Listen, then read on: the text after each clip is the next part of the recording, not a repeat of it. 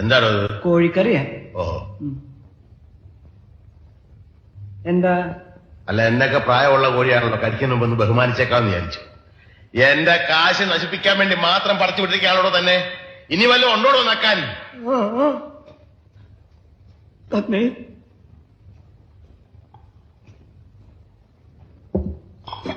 മീൻകറിയാ. ഒരു വടി കിട്ടുമോ? പിന്നെ വടി ഇവിടെ ഉണ്ട്. എന്തിനാ?